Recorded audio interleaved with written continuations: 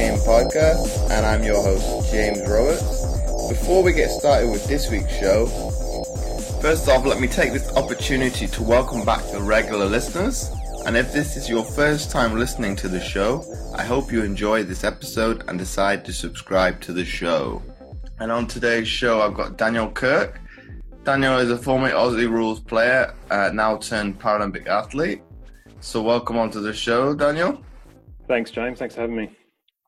So before we delve into today's episode, Daniel, can you talk to us about, obviously, your upbringing and how you've kind of going from Aussie Rules to now becoming a Paralympic athlete? Yeah, sure. So I grew up actually playing soccer. So I spent probably the first 10 years of my sporting career playing that and just being an active kid, I guess. Like, it was always waiting for the school bell to go so I could head off and play my sport. So probably wasn't the most studious student at that point, but just loved being active and that feeling of, being involved in a team and competing. So I did that all the way up until I was about 18. I did a little bit of officiating to earn some money with that as well, and actually got to a national level with that. And then I took a year off because I had a pretty bad back from the goalkeeping and studying, being a tall athlete over small desks and that sort of stuff. So I gave the officiating a go and just didn't get the same buzz out of it. So I came back the year after. I played soccer, but I also played a year of Aussie Rules football after going to a selection camp with a friend to support him, and I made it through the selection process and he didn't. So it was an interesting experience with that. And in the year that I played both, it was the football that I enjoyed the most. So I think just the different dynamic of team and what I was learning, and probably how well suited I was to it, being sort of quite, above average in most kind of physiological sort of abilities, like athleticism and flexibility and power and those types of things. So I was fortunate enough to have about a 10-year career in that, where I played at state level in two different states. So in Tasmania, right at the bottom of Australia, for those of you that know much about us, which is where I grew up, and then in South Australia as well in their state league. So, and look, really enjoyed that and got very close to making the national level competition. Didn't quite get there. And then, unfortunately, when I was about 29, I had quite a severe ankle injury where I landed awkwardly and compressed and sheared the ankle cartilage, and then went on to have 6 surgeries over the next 18 months, by which time it was I had to come to accept that I wasn't going to play able-bodied sport again. So, as you can probably imagine, that's a pretty confronting time when you lose your sense of identity and that sense of self, where I talked about being athletic and powerful and those kind of, alpha male characteristics that you aspire to be, and just losing that almost overnight. So there was significant challenges there I went through, but also very life defining in terms of the skills that you learn and the things that you learn to appreciate more, and particularly sort of social networks and people that are willing to be there for you during the tougher times as well, and how you cope with, finding, your true identity, I guess, amongst all of that, because as sports people, we really identify ourselves with what we do, not who we are. And so that was a time for me to reflect on that. And then, look, I was really lucky, having worked as a strength and conditioning coach in some pretty good organisations, including the Institute of Sport here in South Australia, that I had, people encouraging me to explore the para sport pathway. And I was a bit stubborn in how early I went, because I was concerned that, if I started and did something well, but then my ankle improved, that I'd have to stop. In hindsight, I really should have just got started straight away. But look, that's just been the most amazing thing, and it's really shaped sort of who I am now, and my purpose and I guess, satisfaction in life. Because for those that haven't experienced parasport, either themselves or just by observing it, it's just the most phenomenal community of people. And, you know, there's constant examples of compassion, you know, towards other athletes, towards other people, towards, you know, service providers and vice versa. And perseverance, which is just the most admirable characteristic when you see people willing to push beyond impairments and limits and do things that most of us wouldn't have ever considered possible. But in terms of, you say your self-worth, Daniel, do you think with obviously your sports science background, you were able to identify that that was an issue more? Yeah, look, absolutely. Like, it was something that I identified really early on. It doesn't change the struggle that you have with it. Like, I was obviously a more mature athlete at that point, so probably better equipped to deal with it than most. But it's still, I've used this word before, and sometimes it sounds, description before, sometimes it sounds a little bit dramatic, but it's quite soul crushing. Like, you've spent your whole life building up towards something, you put so much energy into it, and to overnight just have that feeling of it being taken away from you, it's really, like I said, really confronting. And it's difficult, like, particularly males, and, you know, young alpha males involved in sport, we're not great at talking to people about it. I'm lucky, like, I was brought up in a family and with friends that were much more comfortable with that, and it wasn't easy at first, but, you know, you see the value in it the more that you share yourself with other people and you be vulnerable, and you work out that vulnerability is actually not a weakness, it's a strength. It's where you gain your greatest strength from. So, but there's many people out there that I've seen that have had their challenges and they haven't had that courage, or they haven't had a reason to trust being vulnerable yet because they've been hurt in the past. And that's what's kind of scary for when you see other people go through these types of experiences. So I had challenges from it, but I was lucky enough to see opportunity or search for opportunity at each of those junctures in where I could have gone in life. But do you not think it comes back to that root cause in most cases, that people sometimes put all their eggs in one basket? And you touched upon it in terms of they only see themselves as the athlete. Do you think that's maybe a wrong outlook to have on life from a sports perspective to start with? Yeah, look, I don't think, like, right and wrong is not really helpful. Is it useful or is it not? Is it helpful or is it not? So I don't think it's helpful. Yeah, you're right. So when you attach yourself so strongly to one identity, you end up, look, there's obviously pros to it. Like, we see people and they commit so much of their time and they're so driven and persistent, and they might achieve quite a high level of success early. But once you fracture that persona or that image of who they are or what they're capable of, you know, once they experience their first sort of failure at that level, I think it makes them really vulnerable to crashing and burning, because they haven't developed those skills over time or that diversity across life to build a good sort of social network and support network around them, both in sport and in life, and to find a supportive partner and build a family and to have those. It really is that social connection that holds things together when things are tough.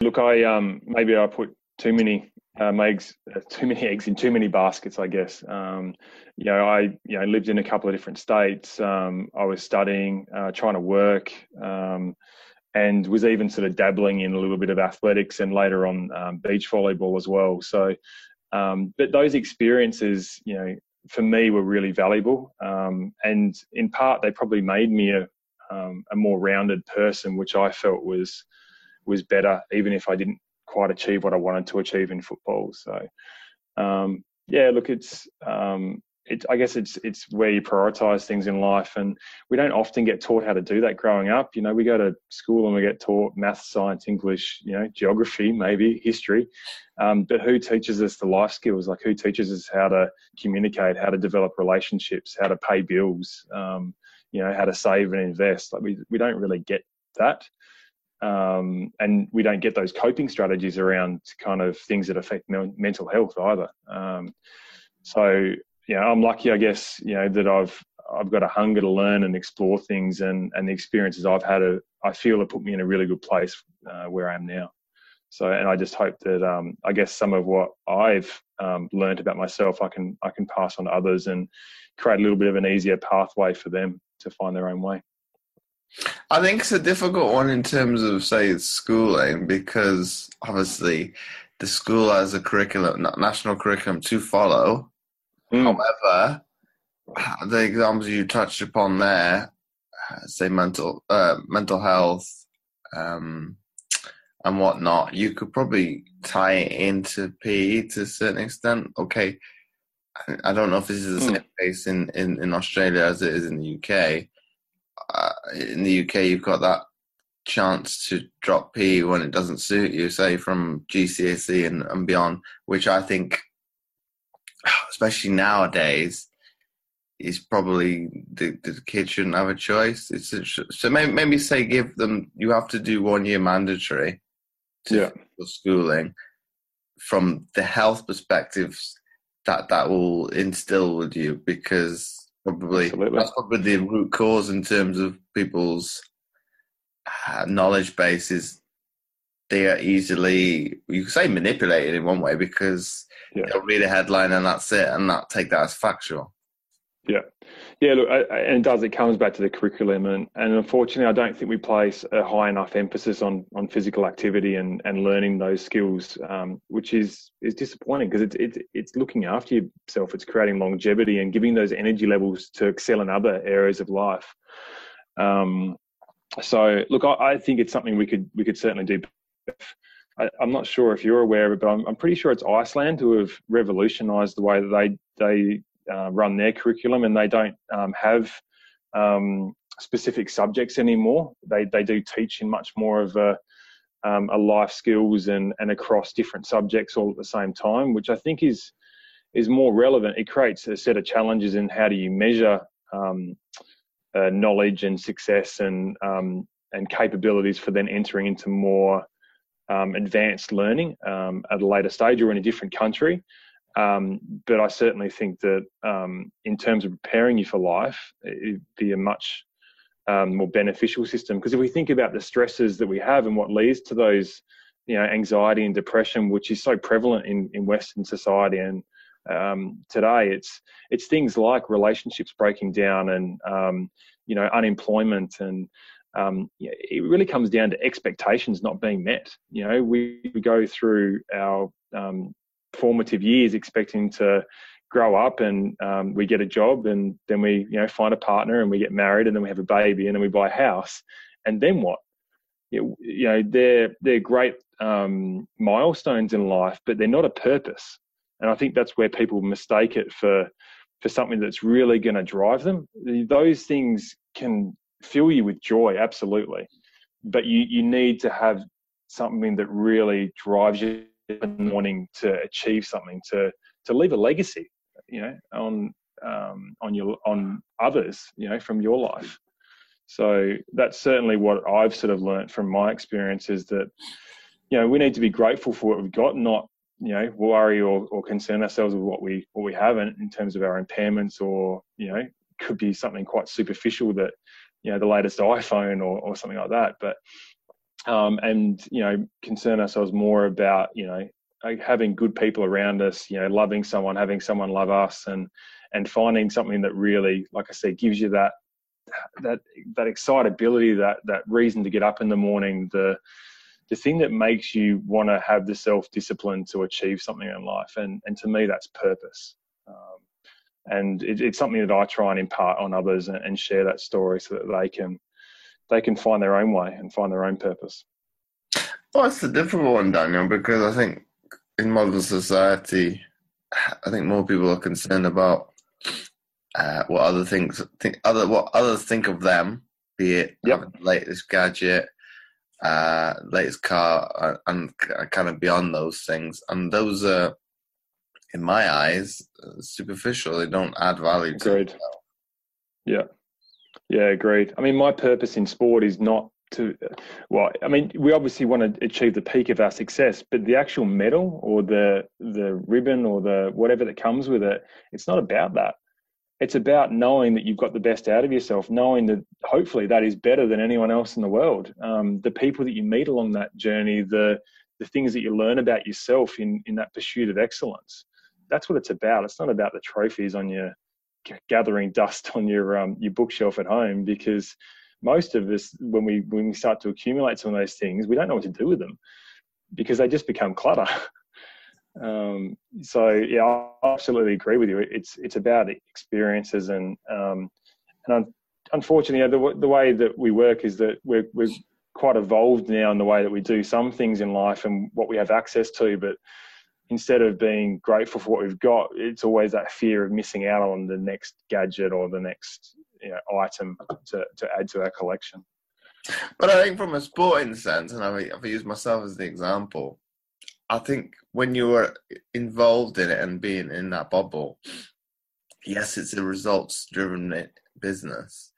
But I think when you retire and I reflect, I have a different outcome and outlook on what I've achieved. Okay, I think from the outset, and you'd probably be the same, your results are, it's kind of what is your process towards, say, getting to the top of the hill of this elusive gold medal. But I think when you reflect on it, and now I've finished, I probably look at it in different light, because okay, I didn't achieve that. Well, what is the pinnacle of Olympic or Paralympic sport? But I've got different life skills. Be it I've met different people from around the world. I've traveled to different countries. Had an opportunity to compete in different sports. So I think I've learned life skills. It shaped probably the different aspects of my existence, from be it sensory and like that, in terms of being able to engage with different people and different languages, and being able to adapt in that way, which I think probably from the outset wasn't the case. You were very much driven on these processes from a sporting sense, but it kind of opens the doors from a different outlook to kind of shape you as an individual. It does. You're right. You sort of go in with a certain set of goals or I guess like aspirations, but by the end of it, it's as you get further into it, you start to realize it's so much more than that. And there's such a value in being in that competitive environment, because of, like I said, the things you learn about yourself, the things you learn about others, and the way you learn to communicate and integrate with that. So look, I love it for those reasons. I think sport is a valuable tool and teaches some great lessons, and hopefully, that as experienced athletes, we can impart some of that on younger athletes that are aspiring to be the best in what they do. And look, you can't give someone your lessons in life, but I think if you can at least, maybe drip feed them a little bit of what they can then look for in their own life and their own experiences to find their own way, then if you've done that, then you've had an impact. You probably could to a certain extent, because you're giving them the tools to maybe bypass certain struggles you've had to overcome. So you could say, well, I don't know, you've dealt with this situation in the wrong light. If you had an opportunity to do it again, you'd have done it a different way. Kind of giving them the choices to say, well, this is what I did. But there's no context. Like, where's their context? Because they haven't had the experiences we've had. If we could go back and do that to ourselves, I guess we'd probably be optimistic we'd take it on board. But would we? Because did people try and do that for us, and we kind of brushed it off and thought we knew better? And to me, and I've spent a lot of time on trying to define what the most successful athletes in the world and what it is about them that makes them that. And to me, the number one characteristics is perseverance. And to develop perseverance, you need to have struggles. If you don't have struggles, there's nothing to overcome. So, if you go and you make your own list of, your top 10 favorite athletes ever, and you do a little bit of digging on their background and how they got where they were, most of them have had to overcome something.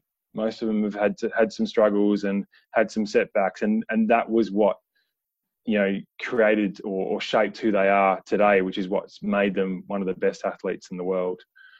There's certainly other characteristics about it, being professional and, skillful and dedicating time and all these sorts of things. But the number one that I see come up over and over again is perseverance. And you can call it perseverance, you can call it persistence, you can call it resilience, but they all have a similar meaning to it. And that's that, you've had to push through something. And when you've got to that fork in the road, or you've met a solid brick wall, how did you respond to that? Were you, did you dip your head and turn around and walk back? Or did you, maybe feel a bit deflated, but start to go, well, problem solve it, and how can I get around this, over this, under this, through this, to meet my next milestone or achievement. But wouldn't it be a difficult one in this day and age, and it's probably maybe generalizing to the millennials and say, in some cases, they're being spoon-fed.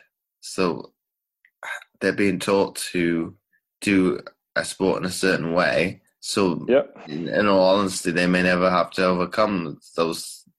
Absolutely. So we're almost sabotaging these athletes. And if you look at, some of these prodigious talents, they're often kids that have had everything provided to them.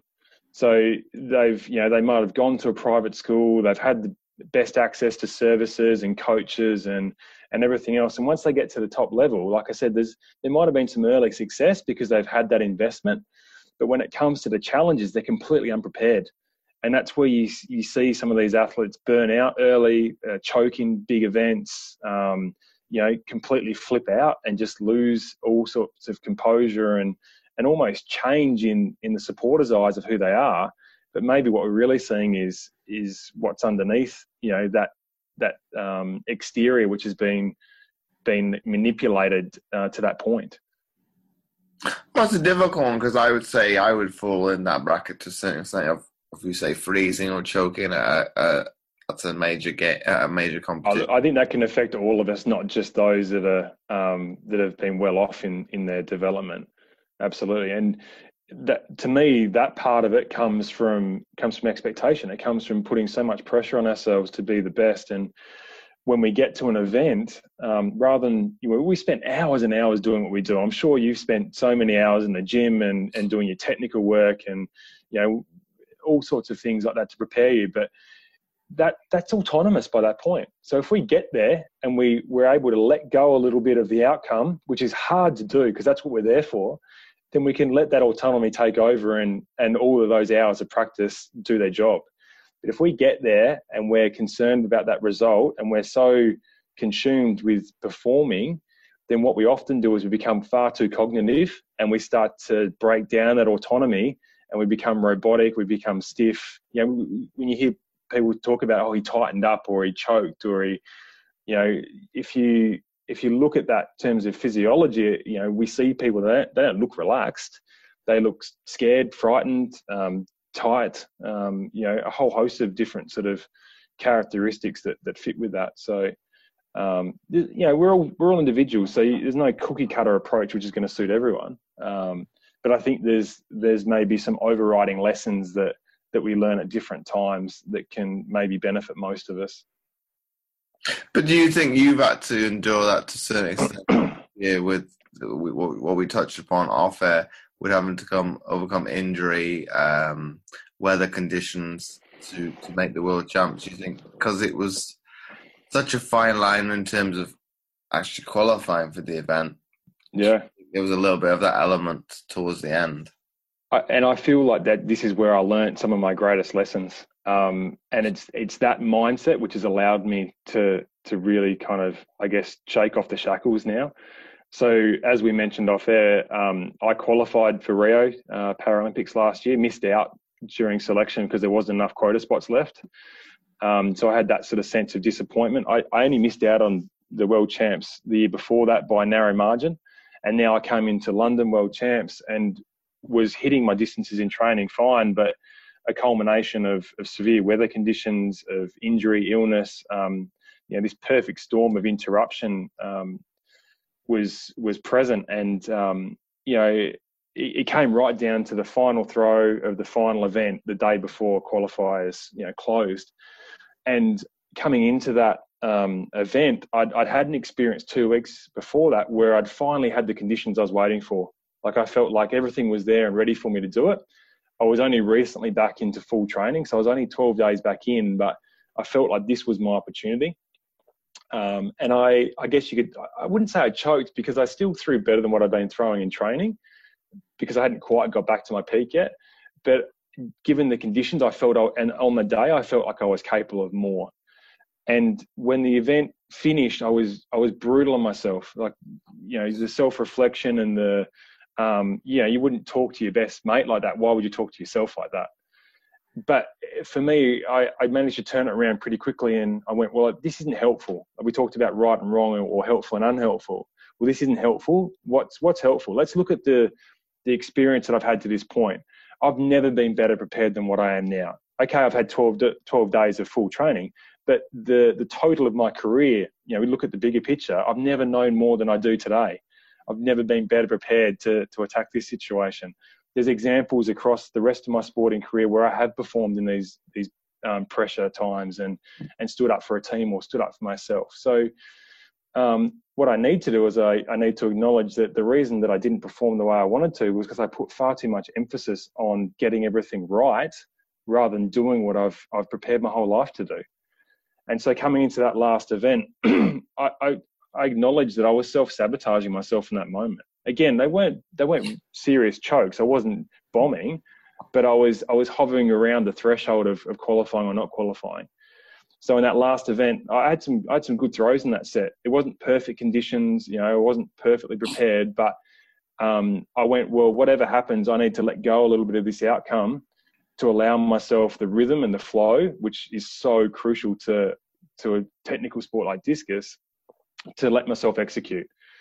And so I did that. And it sounds so simple, and I'm sure we've all been told it so many times by our coaches and friends and family that have witnessed our careers from the outset. But when you see the value in that, and going into that last throw, it wasn't I've got to get my left foot here and my right foot there, and I've got to do more through the hip. It was like, this is it. It's now or never. I'm here because I love doing what I'm doing. This is what I want to do. So just go for it. Just keep that rhythm and give it all you got at the finish, and hopefully it's enough. And, I ended up, I think, setting a new PB by close to 60, 70 centimeters in that throw, having thrown about 4, which fell only centimeters short of the qualifier. So that was enough to get me to London. 5 weeks later, not ideal preparation given that I can't go back into a training block. Went into that event with a completely different mindset to what I might have otherwise, and saw it as just this wonderful experience to learn. And saw other athletes and watched the way that they sort of struggled with it, and expectations and tightening up. And when I came to perform, was quite relaxed about it. It was a sense of excitement. I embraced the nervousness, and I still remember walking out into that London Stadium, which is a phenomenal place. Like, you guys are so lucky to have that. And just looking around and taking it in, and spotting my wife in the stands, and spotting my coach, and not being overwhelmed or distracted by that, but just this sense of belonging and excitement that I'd finally made it. I got my Australian, uniform on, and I was about to compete for my country, which is something that I just always wanted to do.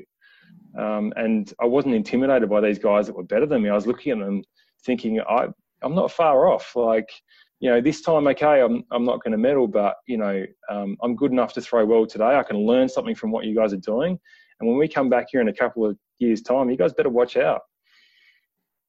But wouldn't you not agree? We're probably, as athletes, maybe that's a generalization a little bit, you can probably extend to probably something else in life, but aren't we the harshest critics on ourselves? And absolutely, it's part of what makes us get as far as we get.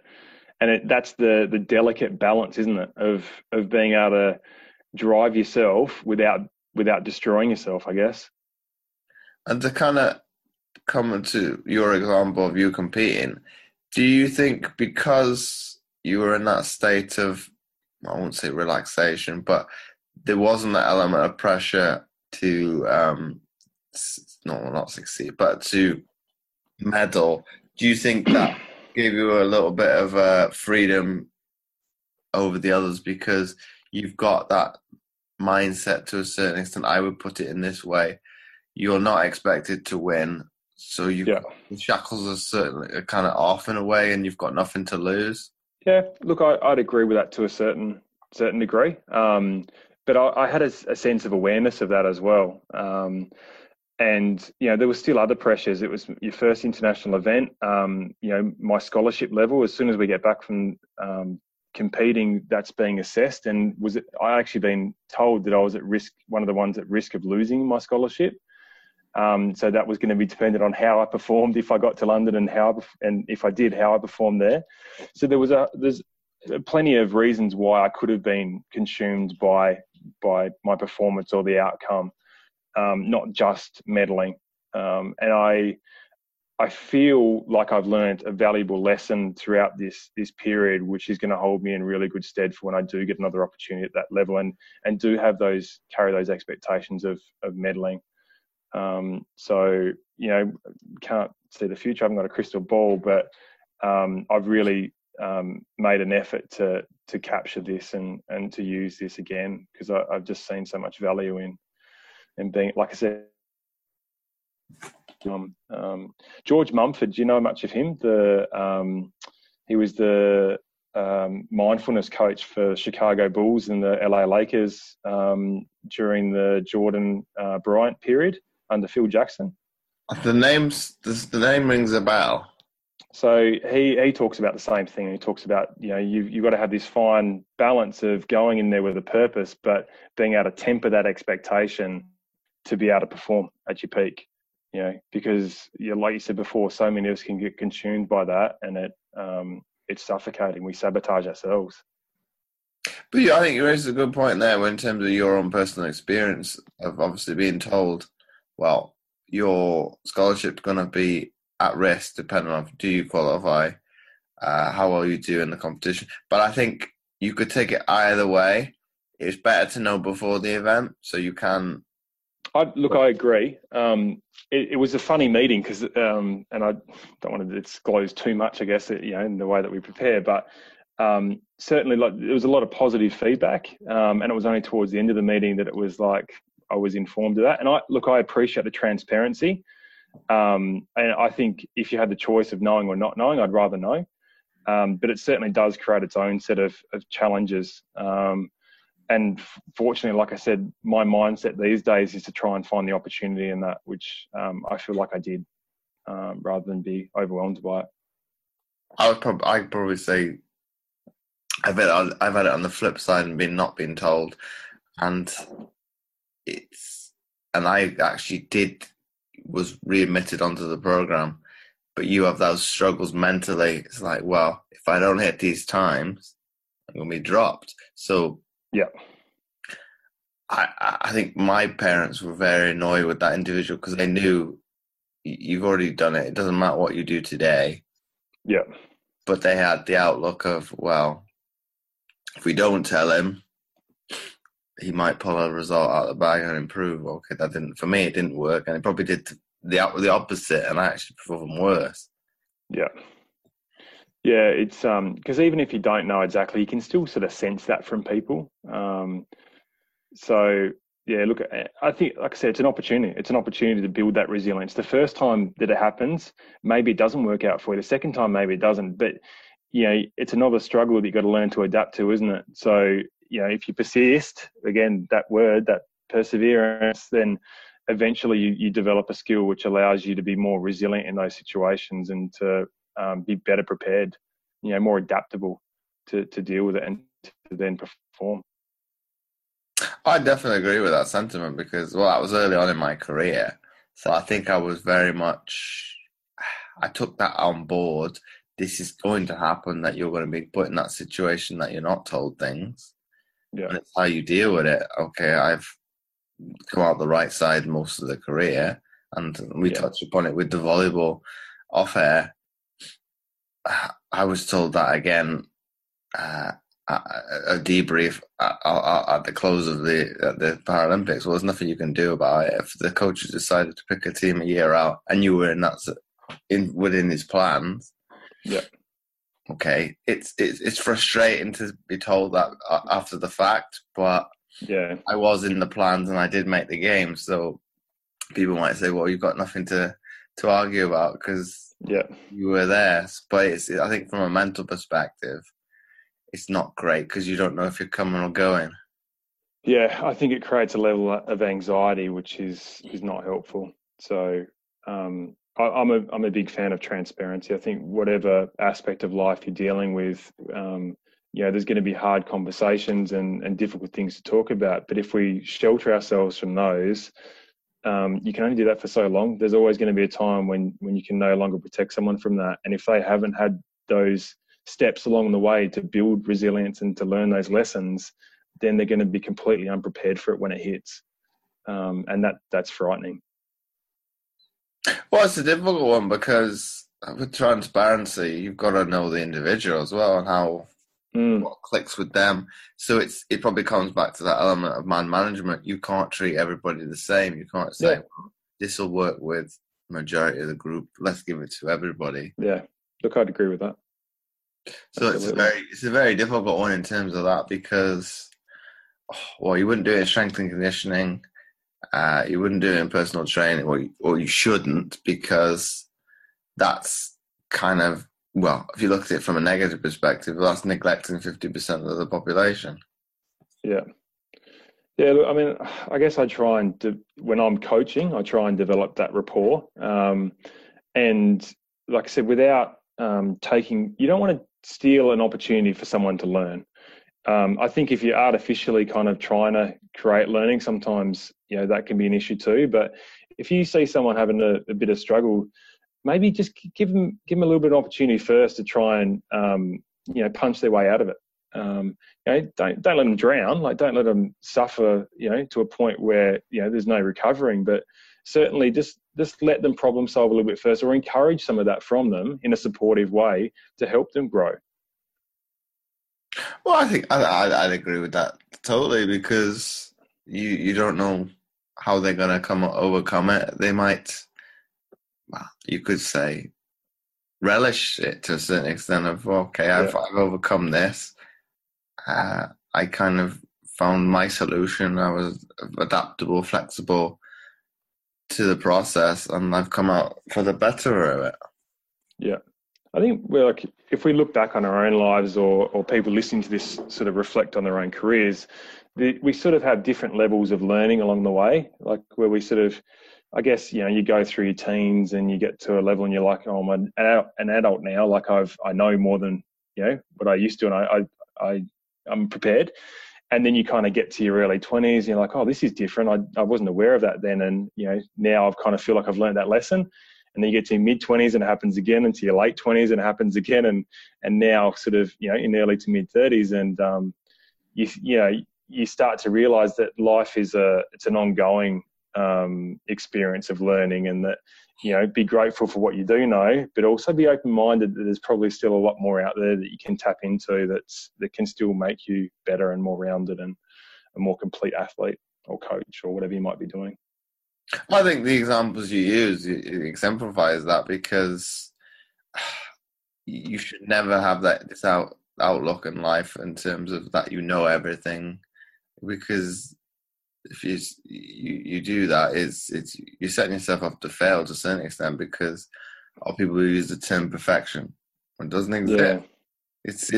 You're chasing something that's not realistic. I won't say it's not achievable, but because if you look at it in a sporting context, it's going to the bar is always going to move, and if it doesn't, you're going to get left behind.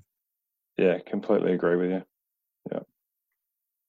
But my last question for you, Daniel, before we wrap up the episode, for people to take away? If you had to summarize this episode into one sentence for people to take away, what would that be? A great experience. Yeah. Like I said to you before, I love learning. I love connecting with people. You've had your own experience. We had a good chat off air. So yeah, I think that's, valuable, to be able to learn from someone else and tap into their experience and to create a connection between the two of us in doing so. I definitely agree with that, because we could look at it, networking.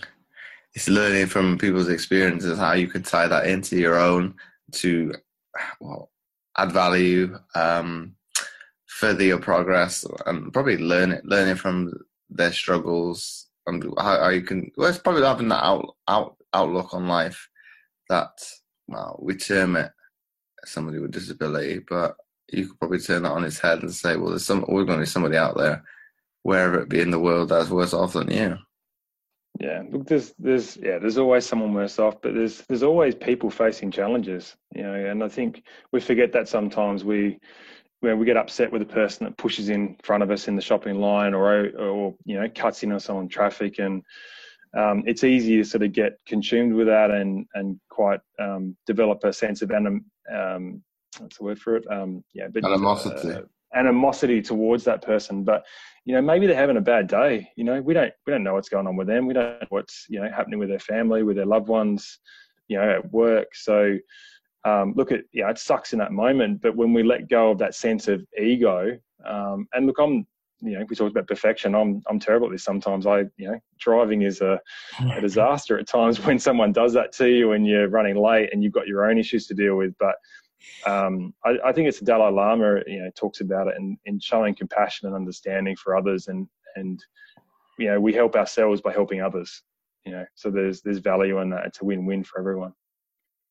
Oh yeah, but you could probably say that doesn't exist in modern society. It's what can I get from me, as opposed to how can I help somebody else? Yeah, look, there's a lot of that, and what can you do other than try and set your own example and influence those that are close to you? I think we can change society as a whole. Maybe one day we'll be fortunate enough to be in a position to do that. But if we can at least leave a legacy for those around us, then I think that's a good start. So once again, Daniel, thanks for coming on the Mindset Game podcast and sharing your insight. Fantastic, James. Mate, like I said, grateful for the experience and found it really valuable. Thank you. It's my pleasure. And before I forget, I would really appreciate it if you would be so kind as to leave a short written review, as it helps to get the podcast more notoriety, and it would be more visible in future to others, and thus helping more people, which my guests and I are all about. Once again, thanks for listening, and I'll catch you next time for another episode of the Mindset Game podcast.